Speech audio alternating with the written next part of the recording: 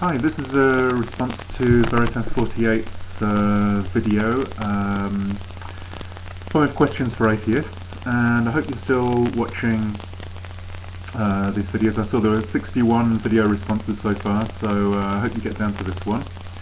I apologise to anybody listening for the crackly nature of the sound. I can't do anything about that, but I'll try and speak as loudly and clearly as I can. So let's get down to the questions then. The first question you asked was why, for an atheist, is there something rather than nothing? And my answer to this question is that I simply don't know, and I don't think that we can know.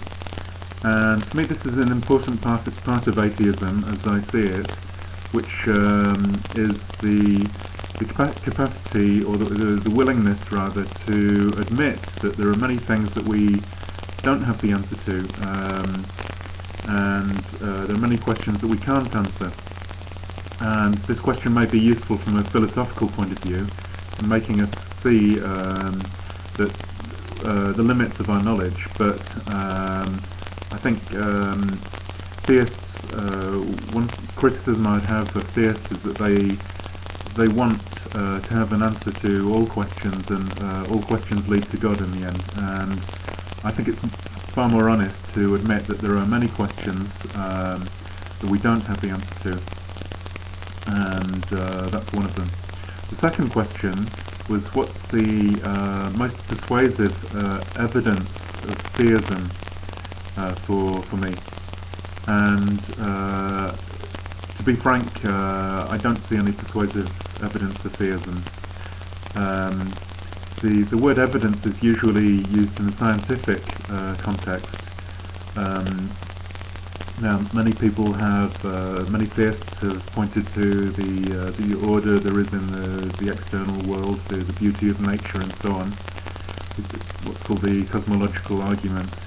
But I think science of evolution has already shown that order can emerge, how order can emerge. So I think that argument has been largely debunked.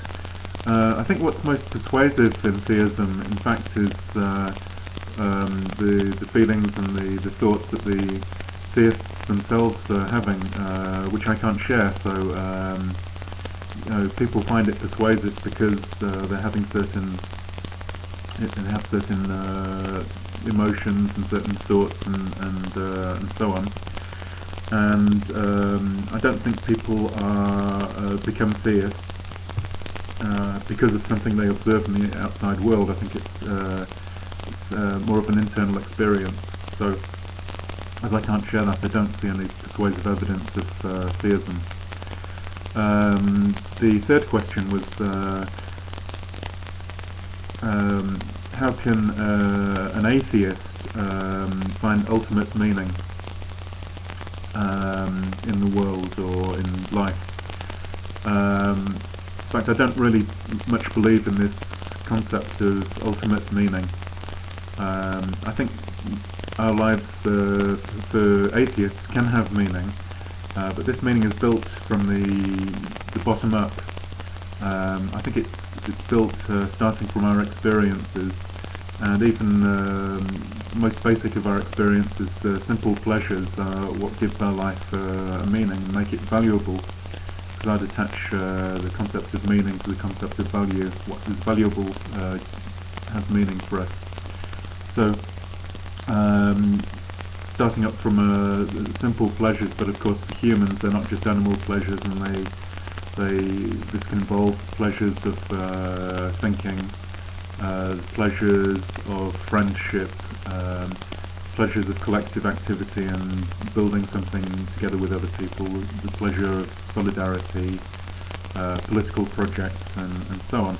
So this would end up going up through a kind of hierarchy in trying to build a better future for humankind, and that's where ultimate meaning would be going in my scheme of things, from the point of view of an atheist. But ultimate meaning is not something that's given from the beginning. It's something that we have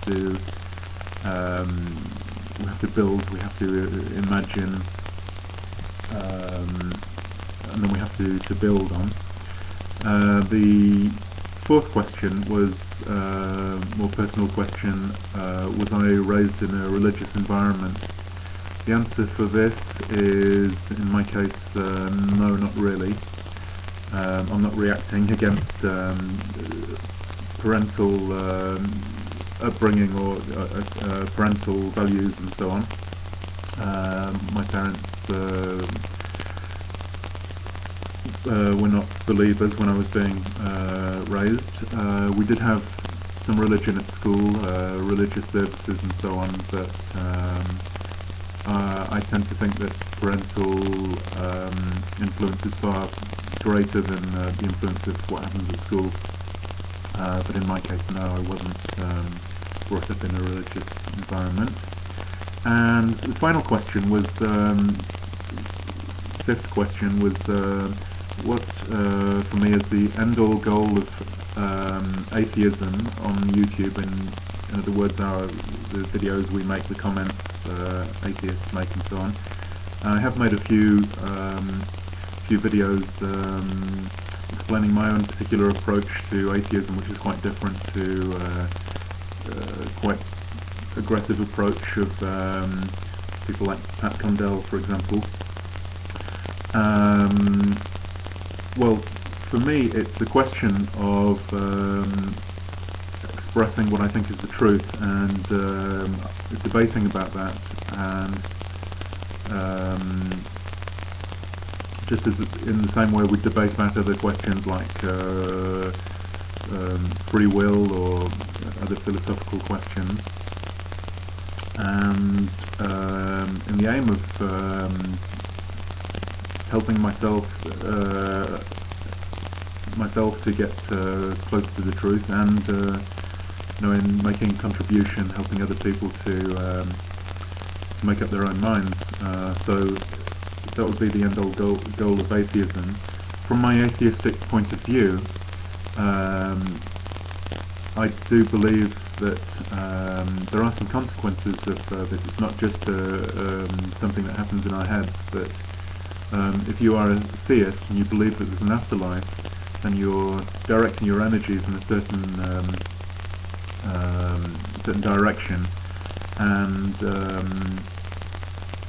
in a sense you're also, I think it can have the effect of making people slightly more passive, whereas for an atheist, if we believe that sorry, I just keep my eye on the time. For an atheist, we believe basically that we're alone in the universe, so that man has to take responsibility for his own future and destiny, and the destiny of humankind. So I think this is quite empowering, or activating in a sense. It makes us more, it makes us take full responsibility for what's happening in our own individual lives and collectively in society. So I think that's an important point. So those are briefly the answers I'd give to these 5 questions, and I'd be interested if anybody would like to react in the comments column on these. Thanks.